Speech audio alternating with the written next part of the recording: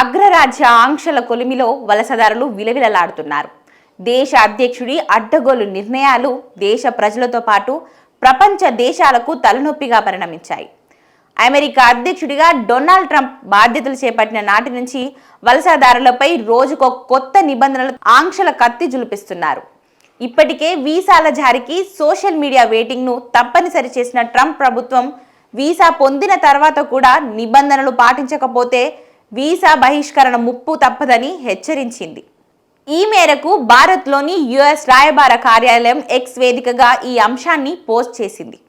Visa మంజూరుతోనే వలసదారులపై screening ఆగిపోదని, వారి ప్రతి కదలికను నిశ్చింతగా గమనిస్తూనే ఉంటామని అగ్రరాజ్యం చెబుతుంది. ఇక అమెరికా చట్టాలు, ఇమిగ్రేషన్ నిబంధనలను వీసాదారులు తప్పనిసరిగా పాటించాల్సిందేనని, వాటిని అతిక్రమిస్తే మాత్రం తక్షణం వీసాలను రద్దు చేసి దేశం నుంచి వెళ్ళగొడతామని ఎంబసీ తమ పోస్ట్లో స్పష్టం చేసింది. వీసా దరఖాస్తుదారులు తప్పనిసరిగా తమ 5 ఏళ్ల సోషల్ మీడియా ఖాతాలను సమర్పించాల్సి ఉంటుందని ఇటీవల అమెరికన్ ప్రభుత్వం ఆదేశించిన విషయం తెలిసిందే. వీసాదారుల ఫేస్బుక్, లింక్డ్ఇన్, ఎక్స్, ఇన్స్టాగ్రామ్ ఖాతాలను, అందులో అభ్యర్థులు చేసిన పోస్టులు, కమెంట్లు, వెల్లడించిన అభిప్రాయాలను అమెరికా అధికారులు పరిశీలిస్తారు.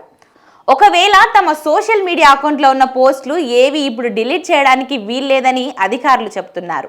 ఒకవేళ అలా చేసినట్టు కనిపిస్తే పరిశీలన మరీ లోతుగా వెళ్లి తనిఖీ చేసే అవకాశం ఉంటుందని హెచ్చరించింది.